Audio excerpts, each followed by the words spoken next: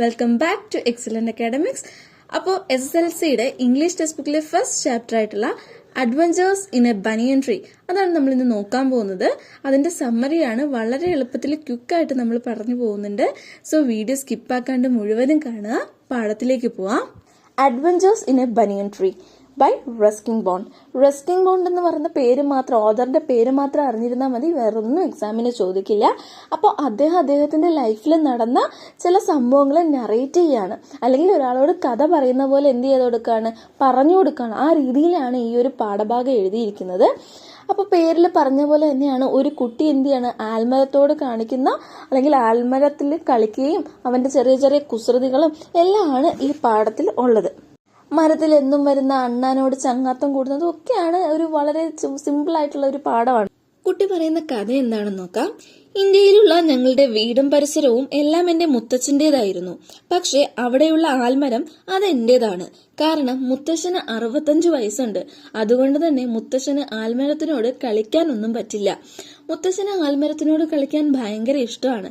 മുത്തശ്ശി ഇതും പറഞ്ഞ് മുത്തശ്ശനെ കളിയാക്കുമായിരുന്നു. കോണ്ടോസ് ഓഫ് ഡെസ്മോണ്ട് എന്ന് പറയുന്ന ഒരു ഇംഗ്ലീഷ് വനിത, ഒരു ഇംഗ്ലീഷ് ലേഡി 117 വയസ്സുവരെ ജീവിച്ചിരുന്നു. അവരുടെ അത്രയും പ്രായമുള്ള സമയത്ത് ഒരു ആപ്പിൾ മരത്തിൽ കയറുകയും അതിൽ നിന്ന് വീഴുകയും ചെയ്തിട്ടാണ് 117ാമത്തെ വയസ്സിൽ മരിക്കുന്നത്. അപ്പോൾ മുത്തശ്ശന് ഇനിയും ജീവിക്കണം എന്നുണ്ടെങ്കിൽ എന്ത് ചെയ്യുക, ഈ ആൽമരത്തിൽ കയറാതിരിക്കുക എന്ന് പറഞ്ഞ് അമ്മൂമ്മ മുത്തശ്ശനെ കളിയാക്കുമായിരുന്നു. അപ്പൊ ഈ ആൽമരത്തിന്റെ വേരുകൾ എന്ന് പറയുന്നത് ഇങ്ങനെ പടർന്ന് പന്തലിച്ച് ഭയങ്കര കൺഫ്യൂഷൻ ആയിട്ട് ഇങ്ങനെ വളഞ്ഞും പൊളഞ്ഞും ഒക്കെ ഭയങ്കര കൺഫ്യൂഷൻസ് ആയിട്ട് ഇങ്ങനെ വളർന്ന് പന്തലിച്ച് നിൽക്കുകയാണ്. അപ്പൊ ഇതിനകത്തോടെ ഓടിക്കളിക്കാനൊക്കെ കുട്ടികൾക്ക് ഭയങ്കര ഇഷ്ടമാണ്. ഈ ആൽമരത്തിന് നല്ല പഴക്കമുണ്ട്, നല്ല പ്രായമുണ്ട്. അവന്റെ മുത്തച്ഛനെക്കാളും അവന്റെ വീടിനെക്കാളും അവൻ താമസിച്ചിരുന്ന ഡെറാഡൂൺ എന്ന് പറയുന്ന സ്ഥലത്തിനെക്കാളും ഒക്കെ പഴക്കമുണ്ട് ഈ ഒരു ആൽമരത്തിന്. ഈ ആൽമരത്തിൽ അവന്റെ ആദ്യത്തെ സുഹൃത്ത് എന്ന് പറയുന്നത് ഒരു അണ്ണാനായിരുന്നു, ഒരു സ്ക്വിറലായിരുന്നു. അതിന്റെ ശരീരമൊക്കെ ഇങ്ങനെ വളഞ്ഞിട്ട് ഏത് നേരവും ഇങ്ങനെ എയറിനെ മണത്ത് നിൽക്കുന്ന ഒരു അണ്ണാനായിരുന്നു അവന്റെ ഫസ്റ്റ് സുഹൃത്ത് എന്ന് പറയുന്നത്. ഈ അണ്ണാന് ആദ്യം ഇവൻ ഇങ്ങനെ മരത്തിൽ കയറാൻ വരുന്നതൊന്നും ഇഷ്ടമില്ല. കാരണം ഈ അണ്ണാനാണ് ആ മരത്തിൽ എപ്പോഴും ഉള്ളത്. അപ്പൊ അതിന്റെ ഒരു പ്രൈവറ്റ് ഏരിയയിലേക്ക് മറ്റൊരാൾ വരുന്ന, ഈ ഒരു കുട്ടി വരുന്നത് ഒരിക്കലും അണ്ണാൻ ഇഷ്ടപ്പെട്ടിരുന്നില്ല. പക്ഷെ അണ്ണാന് കുറച്ച് കഴിഞ്ഞപ്പോൾ മനസ്സിലായി, ഇവൻ എന്നെ ഉപദ്രവിക്കാനൊന്നും വന്നതല്ല, ഇവൻ ഒരു നല്ല കുട്ടിയാണ്, അവൻ ഈ മരത്തിനെയൊക്കെ ഇഷ്ടപ്പെട്ട് ഇങ്ങനെ നിൽക്കുന്നതാണ്, ആളുടെ കയ്യിൽ ഒരു ഗണ്ണോ അങ്ങനത്തെ കാര്യങ്ങളൊന്നുമില്ല, എനിക്ക് ഒരു ഉപദ്രവവും ഇല്ലാന്ന് മനസ്സിലാക്കിയപ്പോൾ അവനുമായിട്ട് എന്ത് ചെയ്യാൻ തുടങ്ങി, ഫ്രണ്ട്ലി ആവാൻ തുടങ്ങി. അപ്പൊ ആ കുട്ടി അവന് കൊണ്ടുവന്ന് കേക്കും ബിസ്ക്കറ്റും ഒക്കെ കൊടുക്കാൻ തുടങ്ങി. അങ്ങനെ അവര് തമ്മിൽ ഭയങ്കര സുഹൃത്തുക്കളായി. പിന്നെ ഈ കുട്ടിയുടെ കയ്യിരിക്കുന്ന കേക്കും ബിസ്ക്കറ്റും ഒക്കെ അണ്ണാനായിട്ട് വന്ന് എടുക്കാനൊക്കെ തുടങ്ങി. അവന്റെ പെർമിഷൻ ഇല്ലാണ്ട് അവന്റെ പോക്കറ്റിൽ നിന്ന് ഫുഡ് എടുത്തോണ്ട് പോവുക, വേറെ സാധനങ്ങൾ എടുത്തോണ്ട് പോവുക, അങ്ങനെ അവർ തമ്മിൽ ഭയങ്കര ഫ്രണ്ട്ഷിപ്പായി. അപ്പൊ ആ ഒരു ആൽമരത്തിൽ ഒരുപാട് സ്ക്വിറൽസ് ഉണ്ട്. അതിൽ ഏറ്റവും യങ്ങായിട്ടുള്ള, ഏറ്റവും പ്രായം കുറഞ്ഞ സ്ക്വിറലാണ് ഇവനുമായിട്ട് ഫ്രണ്ട്ഷിപ്പ് ആയിരിക്കുന്നത്. അപ്പൊ ആ മോൻ അവിടെ നിന്ന് ചിന്തിക്കുകയാണ്, ഈ ഒരു സ്ക്വിറലിന്റെ വീട്ടുകാരെ തന്നെ, ഫാമിലി മെമ്പേഴ്സ് എന്നെ വിചാരിച്ചിട്ടുണ്ടാവും ഞാനുമായിട്ട് ഈ ഒരു മനുഷ്യത്വം കൂടുന്ന ഇവൻ ഭയങ്കര ഹെഡ് സ്ട്രോങ് ആണ്, അവൻ ഭയങ്കര ഡിറ്റർമിൻഡ് ആയിട്ടുള്ള, അവൻ ഭയങ്കര ധൈര്യശാലി ആയിട്ടുള്ള ഒരു സ്ക്വിറലാണല്ലോ എന്ന് ഈ സ്ക്വിറലിന്റെ ഫാമിലി മെമ്പേഴ്സ് തന്നെ ചിന്തിച്ചിട്ടുണ്ടാവാം എന്ന് ഈ കുട്ടി ഇങ്ങനെ ആലോചിക്കുകയാണ്. ഇനി സ്പ്രിംഗ് സീസൺ ആകുമ്പോഴത്തേക്കും ഈ ബനിയൻ ട്രീയിലൊക്കെ നിറയെ ചെറിയ ചെറിയ പഴങ്ങൾ പിടിക്കും, ചെറിയ ചെറിയ ഫ്രൂട്ടുകൾ ഫോം ചെയ്യും. അപ്പൊ ഈ ഒരു ഫ്രൂട്ട് തിന്നാനായിട്ട് ബേർഡ്സുകളും ഫിക്സ്, ചെറിയ ചെറിയ പ്രാണികളും ഒക്കെ വന്ന് എന്ത് ചെയ്യും, ഇതിന്റെ ബ്രാഞ്ചസിൽ ഇരിക്കും. എന്നിട്ട് അവർ പരസ്പരം ഇങ്ങനെ കലവില സൗണ്ടുകൾ ഉണ്ടാക്കും. അതൊക്കെ കേൾക്കാൻ ഭയങ്കര രസമാണ്. ഇനി ഫിക്സ് സീസൺ ആയാലോ, പഴങ്ങൾ ഉണ്ടാവുന്ന ആ ഒരു സീസൺ ആയാലോ, അവിടുത്തെ ഏറ്റവും നോയ്സിയസ് പ്ലേസ് എന്ന് പറയുന്നത് ഈ ഒരു ആൽമരമാണ്. കാരണം അത്രത്തോളം ബേർഡ്സും ഫിക്സും മറ്റു ജീവജാലങ്ങളും ഒക്കെ വന്ന് ഈ ഒരു നേച്ചറിന്റെ ഭംഗി ആസ്വദിക്കുന്ന ഏറ്റവും നോയ്സി ആയി മാറുന്ന സ്ഥലം ഈ ആൽമരമാണ്. അധികം ചൂടൊന്നും ഇല്ലാത്ത സീസൺ ആണെന്നുണ്ടെങ്കിൽ അവൻ എന്ത് ചെയ്യുമെന്നറിയോ, മരത്തിന്റെ മുകളിൽ കയറിയിട്ട് അവിടെ ഒരു പ്ലാറ്റ്ഫോം ഉണ്ടാക്കുക. അതായത് മരത്തിന്റെ ശിഖരത്തിൽ എന്ത് ചെയ്യുക, കിടക്കാൻ പറ്റുന്ന ഒരു സ്ഥലത്ത് കയറിയിട്ട് അവൻ ഇങ്ങനെ കിടക്കും. കിടക്കാനായിട്ട് അവന്റെ ഡ്രോയിങ് റൂമിൽ നിന്ന് അവൻ കുഷനോ അല്ലെങ്കിൽ പില്ലയോ എന്തെങ്കിലുമൊക്കെ എടുത്തോണ്ട് പോകും. എന്നിട്ട് അത് ആ മരത്തിന്റെ അപ്പുറം ഒരു പ്ലാറ്റ്ഫോമിൽ, ആ ബ്രാഞ്ചിൽ വെച്ചിട്ട് അവൻ സുഖമായിട്ട് കിടക്കാറുണ്ട്. അവിടെ ഇരുന്നുകൊണ്ട് കുറെ പുസ്തകങ്ങൾ വായിക്കാറുണ്ട്. ആ പുസ്തകം ടെക്സ്റ്റിൽ മെൻഷൻ ചെയ്തിട്ടുണ്ട്. അപ്പോൾ ഒരുപാട് പുസ്തകങ്ങൾ അവൻ എന്ത് ചെയ്യാറുണ്ട്, വായിക്കാറുണ്ട്. ഇനി അവന് വായിക്കാൻ മൂടില്ല എന്നുണ്ടെങ്കിൽ അവൻ എന്ത് ചെയ്യും, ചുമ്മാ അവിടെ കിടന്നുകൊണ്ട് താഴേക്ക് ഇങ്ങനെ നോക്കും. അപ്പോൾ അവിടെ താഴേക്ക് ഇങ്ങനെ നോക്കുമ്പോൾ അവൻ കുറേ കാഴ്ചകൾ കാണാറുണ്ട്. അവൻ്റെ ഗ്രാൻഡ്മ അയ്യയിൽ തുണി കൊണ്ട് വിരിക്കുന്നതും, അതുപോലെ തന്നെ അവിടുത്തെ കുക്ക് പഴങ്ങൾക്ക് വേണ്ടിയിട്ട് പഴക്കാരനോട് അടിയുണ്ടാക്കുന്നതും, അവരെ ബ്രിട്ടീഷ് ഗാർഡനിൽ ഇന്ത്യൻ മാരിഗോൾഡ് വന്നു എന്ന് വെച്ചിട്ട് അപ്പൂപ്പൻ സ്വന്തമായിട്ട് എന്ത് ചെയ്യുക, ഗ്രാൻഡ് പാ സ്വന്തമായിട്ട് പിറുവിറുക്കുന്നതും ഒക്കെ അവിടെ അവൻ മുകളിലിരുന്നുകൊണ്ട് കാണാറുണ്ട്. അങ്ങനെ ഒരു ഏപ്രിൽ മാസത്തിൽ നല്ല ചൂടാണ്, എല്ലാവരും വീട്ടിനകത്ത് തന്നെ ഇങ്ങനെ ഇരിക്കാൻ ആഗ്രഹിക്കുന്ന അത്രയും ചൂടായിട്ടുള്ള ഒരു സീസണിൽ ഈ നറേറ്റർ, നമ്മുടെ ഈ ഒരു കുഞ്ഞ് എന്ത് ചെയ്യുന്നു, നേരെ പോയിട്ട് ആ മരത്തിൻ്റെ മുകളിൽ കയറി ഇരിക്കുകയാണ്. ഇരുന്നിട്ട് ഭയങ്കര ചൂട്, അവനെ കൊണ്ട് സഹിക്കാൻ പറ്റുന്നില്ല. അപ്പോൾ അവനൊന്ന് കുളിക്കാൻ പോയല്ലോ, വീടിനകത്ത് കുളമുണ്ട്, അപ്പോൾ അവിടെ ഒന്ന് കുളിക്കാൻ പോയാലോ എന്ന് വെച്ചിട്ട് ഇങ്ങനെ തീരുമാനിച്ച് നിൽക്കുന്ന സമയത്ത് എന്ത് ചെയ്യാണ്, ഒരു 3 അടി നീളമുള്ള ഒരു കോബ്രയെയും അതുപോലെ മംഗൂസിനെയും കാണുകയാണ്. ഇവർ ഭയങ്കര അഗ്രസീവാണ്, അവർ തമ്മിൽ ഫേസ് ടു ഫേസ് കണ്ടാൽ ഉറപ്പായിട്ടും അടിയാണ്. ഭയങ്കര ചൂടായതുകൊണ്ട് തന്നെ ഈ കോബ്ര എന്ത് ചെയ്യാണ്, കാക്ടസ്, നമ്മുടെ കള്ളിമുള്ളു അല്ലെ, വെള്ളം നിറച്ചു വെച്ചേക്കുന്ന, വെള്ളം സംഭരിച്ചു വെച്ചേക്കുന്ന ചെടിയാണ്. അപ്പോൾ അതിന് തണുപ്പ് കിട്ടാൻ വേണ്ടിയിട്ട് അതിൻ്റെ അടുത്തേക്ക് പോയപ്പോഴാണ് അതിനെ ആക്രമിക്കാൻ വേണ്ടിയിട്ട് ആര് വരുന്നത്, നമ്മുടെ ഈ മംഗൂസ് വരുന്നത്. മംഗൂസ് എന്ന് പറയുന്നത് ഭയങ്കര അഗ്രസീവാണ്, സൂപ്പർ ഫൈറ്ററാണ് അല്ലെ, 3 ഫീറ്റ് നീളമൊക്കെ ഉള്ള സൂപ്പർ അഗ്രസീവ് ആയിട്ടുള്ള ഫൈറ്ററാണ്. ആരെ ആക്രമിക്കാൻ വരുന്നത്, നമ്മുടെ ഈ കോബ്രേനെ. കോബ്ര ഒട്ടും മോശമായിട്ടുള്ള ആളല്ല, അവൻ ഭയങ്കര സ്കിൽഫുൾ ആയിട്ടുള്ള, നല്ല എക്സ്പീരിയൻസ്ഡ് ആയിട്ടുള്ള, നല്ല ഏജുള്ള, പെട്ടെന്ന് തന്നെ എന്ത് ചെയ്യാൻ പറ്റുന്ന, ഫ്ലാപ്പ് ചെയ്ത് മൂവ് ചെയ്ത് പോകാൻ പറ്റുന്ന, അതുപോലെ ഒരു ലൈറ്റിൻ്റെ വേഗതയിൽ എന്ത് ചെയ്യാൻ പറ്റും, കൊത്താൻ പറ്റും ഒരാളെ. അങ്ങനെ അത്രയും സ്കിൽഫുൾ ആയിട്ടുള്ള ഒരു കോബ്രയാണ്. അങ്ങനെ ആ ദിവസമൊക്കെ അങ്ങ് കഴിഞ്ഞു പോയി. വേറൊരു ഏപ്രിൽ മാസം വന്നപ്പോൾ എന്ത് സംഭവിച്ചു, വേറൊരു ദിവസം ആയപ്പോഴത്തേക്കും ഇവർ തമ്മിൽ ഫേസ് ടു ഫേസ് കാണാനായിട്ട് ഇടയായി. അപ്പോൾ ഇവർ തമ്മിൽ ഫേസ് ടു ഫേസ് കണ്ടാൽ ഉറപ്പായിട്ടും ഒരു അടിയാണ്, അവിടെ അടി നടക്കും, യുദ്ധം നടക്കും അല്ലേ. അപ്പോൾ 2 ഭയങ്കര സൂപ്പർ സ്കിൽഡ് ആയിട്ടുള്ള ആൾക്കാർ തമ്മിലുള്ള യുദ്ധം, ഒരു ബാറ്റിൽ ഓഫ് ചാമ്പ്യൻ ആണ് ഇതെന്ന് ആരും മനസ്സിലാക്കി, നമ്മുടെ നറേറ്റർ മനസ്സിലാക്കുകയാണ്. അപ്പോൾ അടുത്തതായിട്ട് നറേറ്റർ അവരുടെ ഫൈറ്റ് എങ്ങനെയായിരുന്നു എന്നുള്ളതാണ് പറയുന്നത്. കോബ്ര ഫൈറ്റ് ചെയ്യാൻ വന്ന സമയത്ത് ഇങ്ങനെ അതിൻ്റെ പത്തിയൊക്കെ വിടർത്തി, അതിൻ്റെ നാക്കൊക്കെ ഇങ്ങനെ നീട്ടി, അതിൻ്റെ നാക്ക് കണ്ടാൽ അറിയാമല്ലോ, അതിൻ്റെ എൻഡിലായിട്ട് 2 ടെയിൽ പോലത്തെ ഒരു ഭാഗമുണ്ട്. അപ്പോൾ അതൊക്കെ ഇങ്ങനെ വെളിയിലോട്ടും അകത്തോട്ടൊക്കെ ഇട്ട് ഇങ്ങനെ ചീറ്റി അത്രയും അഗ്രസീവായിട്ട് നിൽക്കുകയാണ്. അതിൻ്റെ പത്തിയൊക്കെ നല്ലോണം വിടർത്തി 3 അടിയോളം ഇതിങ്ങനെ ശരീരമൊക്കെ പൊക്കി അത്രയും അഗ്രസീവായിട്ട് ആര് നിൽക്കുകയാണ്, കോബ്ര. നമ്മുടെ മംഗൂസും വിട്ടുകൊടുത്തില്ല, അവൻ അവൻ്റെ ടെയിലൊക്കെ ഇങ്ങനെ നീട്ടി. നമുക്ക് അറിയാം അത് ആദ്യം എന്താണ്, ഒരാളെ ഉപദ്രവിക്കാൻ വരുമ്പോഴത്തേക്കും ആ കീരി എന്ന് പറയുന്ന സാധനം എന്ത് ചെയ്യാണ്, അതിൻ്റെ ടെയിലാണ് ഏറ്റവും കൂടുതൽ നീളത്തിൽ ഇങ്ങനെ നീട്ടി വെക്കുന്നത് അല്ലേ. അതുപോലെ അതിൻ്റെ ടെയിലൊക്കെ ഇങ്ങനെ പുഷ് ചെയ്ത് അതിൻ്റെ ശരീരത്തിലുള്ള രോമങ്ങൾ, ഒരുപാട് രോമങ്ങളുണ്ട് ഇതിന്. അപ്പോൾ ആ രോമങ്ങളൊക്കെ ഇങ്ങനെ ഉയർത്തി എന്ത് ചെയ്യാണ്, ഇങ്ങനെ അഗ്രസീവായിട്ട് അതും നിൽക്കുകയാണ്. ഈ പാമ്പ് കൊത്താൻ വരുമ്പോഴത്തേക്കും അതിൻ്റെ ഫർ ഇങ്ങനെ നിൽക്കുന്നത്, അതിൻ്റെ ആ രോമം ഇങ്ങനെ നിൽക്കുന്നത് കൊണ്ട് തന്നെ അതിൻ്റെ ശരീരത്തിൽ എന്ത് ചെയ്യില്ല, അത്രയും തിക്കായിട്ടുള്ള രോമമാണ്, അതുകൊണ്ട് തന്നെ അതിൻ്റെ ശരീരത്തിൽ കൊത്തു കിട്ടില്ല. അങ്ങനെ അതിനെ തന്നെ പ്രൊട്ടക്റ്റ് ചെയ്യാൻ വേണ്ടിയിട്ടാണ് ഈ ഹെയർസൊക്കെ അതിൻ്റെ ബോഡിയിൽ ഉള്ളത്. അപ്പോൾ ഇവർ തമ്മിലുള്ള ഇത്രയും വലിയ തിക്കായിട്ടുള്ള അഗ്രസീവായിട്ടുള്ള ഫൈറ്റ് നമ്മുടെ ആ നറേറ്റർ മുകളിൽ, മരത്തിൻ്റെ മുകളിൽ നിന്ന് കാണുകയാണ്.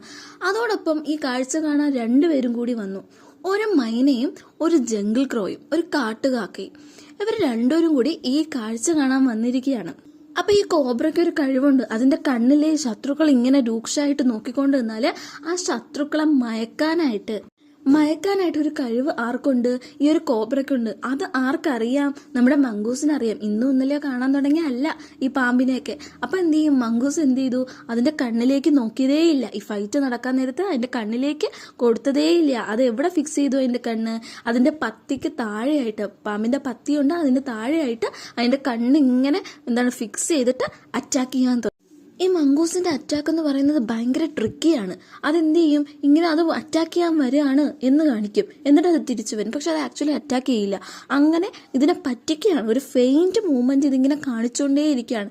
ഇപ്പൊ കൊത്തെന്ന് പറഞ്ഞിട്ട് പക്ഷെ കൊത്തില്ല. അങ്ങനെ ഒരു ഫെയിൻറ്റ് മൂവ്മെന്റ് കാണിച്ചുകൊണ്ടിരിക്കുകയാണ് ആര്, ഈ നമ്മുടെ മംഗൂസ് എന്ന് പറയുന്നത്. അങ്ങനെ ഇവരുടെ ഈ ഒരു ഫൈറ്റിനിടയിൽ എന്ത് ചെയ്തു, നമ്മുടെ മംഗൂസ് ആരെ കടിച്ചു, ട്രിക്കിയായിട്ട് ഇങ്ങനെ നിന്ന് കോബ്രേനെ കടിക്കുകയും കോബ്രേന്റെ ബാക്കിൽ എന്ത് വരികയും ചെയ്യാണ്, ബ്ലഡ് സ്റ്റെയിൻസ് വരികയും ചെയ്യാണ്. അപ്പൊ ഈ കാഴ്ചകൾ കണ്ടുകൊണ്ടിരിക്കുന്ന നറേറ്ററിനെ കൂടാണ്ട് ഒരു മൈനയും ഒരു ക്രോയും ഉണ്ടെന്ന് പറഞ്ഞു. ഇവരുടെ ഫൈറ്റിന്റെ ഇടയിൽ അതിനെ കോംപ്രമൈസ് ചെയ്യാനാണ് ആക്ച്വലി ഇവർ ശ്രമിക്കുന്നത്. പക്ഷെ എന്ത് സംഭവിക്കുകയാണ്, ഇവരവിടെ ഇരുന്ന് ഈ ഒരു യുദ്ധം കാണുമ്പോൾ, ഒരു ഫൈറ്റ് കാണുമ്പോഴത്തേക്കും അതിൽ ഇടപെടുന്നുള്ള രീതിയിൽ അവിടെ ഇരുന്ന് വിളിക്കുമ്പോഴത്തേക്കും ഇവർ വീണ്ടും അഗ്രസീവ് ആവും. ഈ കോബ്രയും മംഗൂസും വീണ്ടും അഗ്രസീവായിട്ട് അവരുടെ ഫൈറ്റ് കൂടുതൽ കൂടാനാണ് ശ്രമിക്കുന്നത്. പക്ഷെ ഇവർ ശ്രമിക്കുന്നത് എന്തിനു വേണ്ടിയിട്ടാണ്, ആ ഒരു ഫൈറ്റിനെ കാം ഡൗൺ ചെയ്യാൻ വേണ്ടിയിട്ടാണ്, ഒന്ന് ഒത്തുതീർപ്പാക്കാൻ വേണ്ടിയിട്ടാണ് ശ്രമിക്കുക പാവങ്ങള്. പക്ഷെ അവർ കൂടുതൽ അഗ്രസീവ് ആവുന്നു. അപ്പൊ ട്രിക്കി ആയിട്ടുള്ള മൂവ്മെന്റ് ഇങ്ങനെ നടന്നുകൊണ്ടിരിക്കുകയാണ്.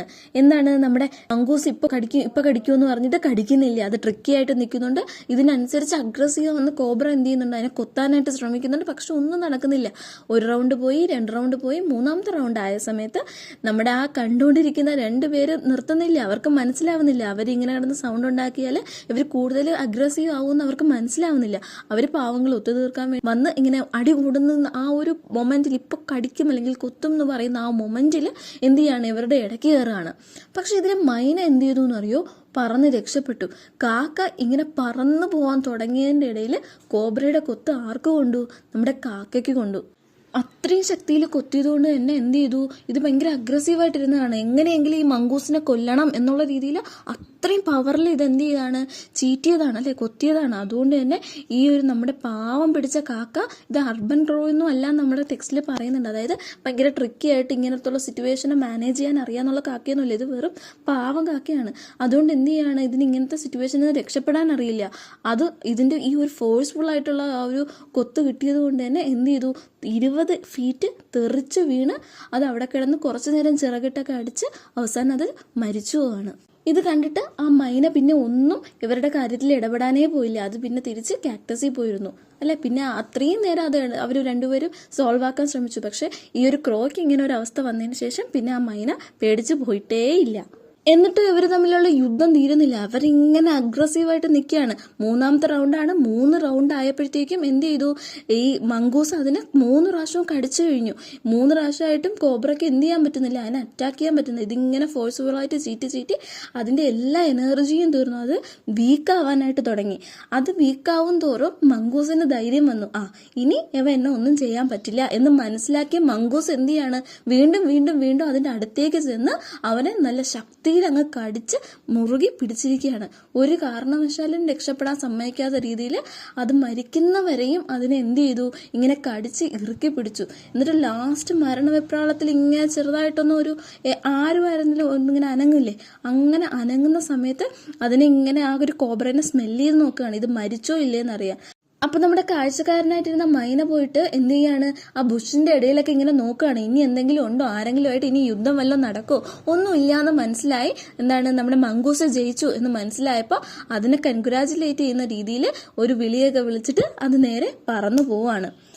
നമ്മുടെ നറേറ്റർ നേരെ പോയി മരത്തിന്റെ മണ്ടയിൽ ഇത്രയും നേരം ഇരിക്കുമായിരുന്നു, ഈ കാഴ്ചകളൊക്കെ കണ്ടിങ്ങനെ ഇരിക്കുമായിരുന്നു. നേരെ പോയി ഗ്രാൻഡ് പാരന്റ് അടുത്ത് പറഞ്ഞു, എന്താ ഞാൻ ഇന്ന് ഇങ്ങനൊരു യുദ്ധം കണ്ടു, ഇങ്ങനൊരു ഫൈറ്റ് കണ്ടു, ഇങ്ങനെ ഭയങ്കരമായിട്ട് എന്താണ് രണ്ടുപേരും അഗ്രസീവ് ആയിരുന്നു, ആര് ജയിച്ചു, നമ്മുടെ മംഗൂസ് ജയിച്ചു എന്നൊക്കെ ഉള്ള രീതിയിൽ അപ്പനോട് പറയാണ്, ഗ്രാൻഡ് പാരന്റിനോട് പറയാണ്.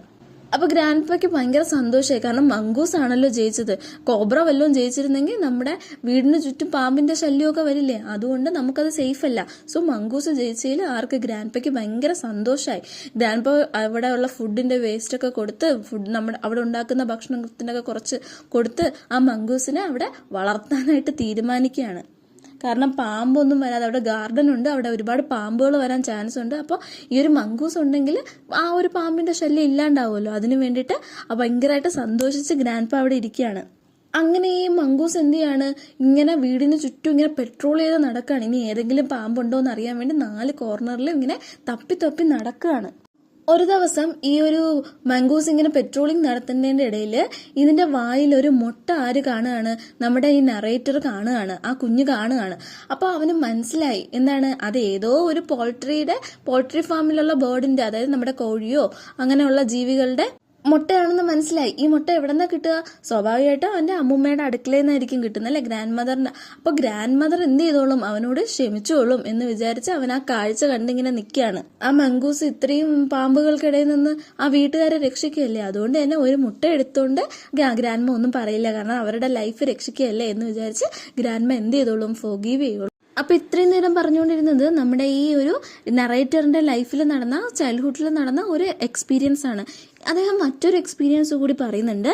അതായത് അദ്ദേഹത്തിൻ്റെ വീട്ടിലുണ്ടായിരുന്ന ഒരു ഗ്രേ സ്ക്വിറലിനെ പറ്റിയും ഒരു വൈറ്റ് റാറ്റിനെ പറ്റിയും അദ്ദേഹം പറയുന്നുണ്ട്.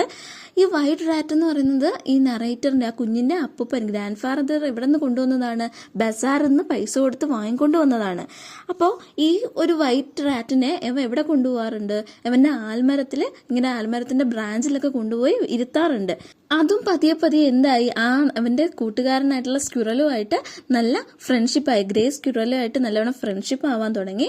ഈ ഒരു വൈറ്റ് റാറ്റ് ആദ്യമൊക്കെ എന്ത് ചെയ്തു, ഇവൻ്റെ പോക്കറ്റിലാണ് എന്തോ ഉണ്ടാക്കിയിരുന്നത്, അതിൻ്റെ കൂട്, നെസ്റ്റുകൾ ഉണ്ടാക്കാൻ തുടങ്ങിയിരുന്നത്. ഇവൻ വീട്ടിൽ ചെന്നിട്ട് ഡ്രസ്സൊക്കെ മാറാൻ നേരത്തെ, ഷർട്ടൊക്കെ ഊരുന്ന സമയത്ത് അവൻ്റെ പോക്കറ്റിൽ നിന്ന് സ്ട്രോയും വൈക്കോലും പുല്ലും ഒക്കെ എന്ത് ചെയ്യാറുണ്ട്, ഇങ്ങനെ തറയിൽ വീഴാറുണ്ട്. അപ്പോൾ അവന് മനസ്സിലായി ഇത് അവൻ്റെ പോക്കറ്റിലൊക്കെ കയറി എന്തുണ്ടാക്കാറുണ്ടെന്ന്, കൂടുണ്ടാക്കാറുണ്ടെന്ന്. അത് മാത്രമല്ല, അവൻ്റെ അമ്മൂമ്മയുടെ തയ്ക്കുന്ന ഒരു സംഭവങ്ങൾ, അതായത് തയ്ക്കാൻ വേണ്ടി അമ്മൂമ്മ ഉപയോഗിക്കുന്ന സാധനങ്ങളൊക്കെ മിസ്സിങ് ആവാൻ തുടങ്ങി. അവരമ്മൂമ്മയുടെ ആ ഒരു സാധനത്തിന് വേണ്ടി ആ വീട് മൊത്തം തപ്പുകയാണ്. പക്ഷെ ഒരിടത്തൊന്നും കിട്ടുന്നില്ല. അങ്ങനെ ഇങ്ങനെ അവർ സെർച്ച് ചെയ്യുന്ന വീട് മൊത്തം തപ്പുന്നതിൻ്റെ ഇടയിൽ എന്ത് ചെയ്തു, ഒരു ഹോള് കാണുകയാണ്. ഈ ഒരു നിറ്റിങ് സാധനം വെച്ചിട്ട്, അങ്ങനെ തുന്നുന്ന സാധനം വെച്ചിട്ട് ഒരു ഹോൾ ഉണ്ടാക്കിയിരിക്കുകയാണ്. ആര്? നമ്മുടെ ഈ സ്ക്വിറൽ. എന്നിട്ട് അത് സ്ക്വിറലുകൾ സ്വാഭാവികമായിട്ടും ഹോൾ ഉണ്ടാക്കുന്നത് അത് പ്രസവിക്കുമ്പോഴാണ്, അതിൻ്റെ കുഞ്ഞുങ്ങളെ സേഫായിട്ട് വെക്കാൻ വേണ്ടിയിട്ടാണ്. അപ്പോൾ അതുപോലെ തന്നെ ആ ഒരു ഹോൾ ഉണ്ടാക്കിയിട്ട് അതിനകത്ത് 3 വൈറ്റ് സ്ക്വിറലിൻ്റെ കുഞ്ഞുങ്ങൾ ഇരിക്കുന്നത് ആര് കണ്ടു? നമ്മുടെ നറേറ്റർ കണ്ടു. പക്ഷെ അവിടെ ട്രിക്കി ആയിട്ടുള്ളൊരു സംഭവം എന്താണെന്ന് വെച്ചാൽ, ഈ സ്ക്വിറൽ എന്ന് പറയുന്നത് ഗ്രേ കളറാണ്, പക്ഷെ അതിന് ജനിച്ച കുട്ടികളെന്ന് പറയുന്നത് വൈറ്റ് കളറാണ്. അപ്പോൾ ഇത് ഇങ്ങനെ ഭയങ്കര ട്രിക്കി ആയിട്ടുള്ള സംഭവം ഇതിനു മുമ്പ് അവൻ്റെ മുത്തശ്ശൻ പോലും കണ്ടിട്ടില്ല. അപ്പോൾ ഒരുപാട് നേരം അവരിങ്ങനെ പസിൽഡായിട്ട് നിന്നു. ഇങ്ങനെ എന്താ ഈ ഇങ്ങനെ ഒരു വൈറ്റ് കളർ സ്ക്വിറൽ വരാൻ കാരണം എന്നൊക്കെ ഇവരിങ്ങനെ ആലോചിച്ചുകൊണ്ട് ഇങ്ങനെ കൺഫ്യൂഷനായിട്ട് നിന്നപ്പോൾ അവന് ഓർമ്മ വന്നു, എന്താണ്, ഈ വൈറ്റ് റാറ്റ് എപ്പോഴും എവിടെ പോവാറുണ്ട്? നമ്മുടെ ഈ ഗ്രേ സ്ക്വിറലിനെ കാണാൻ പോവാറുണ്ട്. അപ്പോൾ സ്വാഭാവികമായിട്ടും അവർ തമ്മിൽ എന്തുണ്ടായി കാണണം? ഒരു റിലേഷൻ ഉണ്ടായി കാണണം. അതുകൊണ്ട് ഗ്രാൻഡ് ഫാദർ പറഞ്ഞു കൊടുത്തു, ഈ വൈറ്റ് റാറ്റാണ് ആരുടെ ഫാദർ എന്ന്? ഈ വൈറ്റ് സ്ക്വിറൽസിൻ്റെ ഫാദർ എന്ന് പറഞ്ഞു കൊടുത്തു. അപ്പോൾ ഇത്രയേ ഉള്ളൂ ഈ ചാപ്റ്ററിൻ്റെ എക്സ്പ്ലനേഷൻ എന്ന് പറയുന്നത്. എക്സാം പോയിന്റ് ഓഫ് വ്യൂവിൽ പെട്ടെന്ന് പഠിച്ചെടുക്കാൻ വേണ്ടിയിട്ട് ചെയ്തൊരു വീഡിയോ ആണ്. ഇന്നത്തെ വീഡിയോ നിങ്ങൾക്ക് യൂസ്ഫുൾ ആയിട്ടുണ്ട് അല്ലെങ്കിൽ ഹെൽപ്ഫുൾ ആയിട്ടുണ്ട് എന്ന് തോന്നുന്നുണ്ടെങ്കിൽ നമ്മുടെ ചാനൽ ഒന്ന് സബ്സ്ക്രൈബ് ചെയ്തേക്കുക. ഒപ്പം നിങ്ങളുടെ ഫ്രണ്ട്സിന് ഷെയർ ചെയ്യാനും ലൈക്ക് ചെയ്യാനും എന്തെങ്കിലും സജഷൻസ് ഉണ്ടെങ്കിൽ കമൻറ്റ് ചെയ്യാനും മറക്കരുത്. ഇതിൻ്റെ ഇമ്പോർട്ടൻറ്റ് ക്വസ്റ്റ്യൻസ് മാത്രമായിട്ട് നമ്മളൊരു വീഡിയോ ചെയ്യുന്നുണ്ട്. So stay tune. Thank you.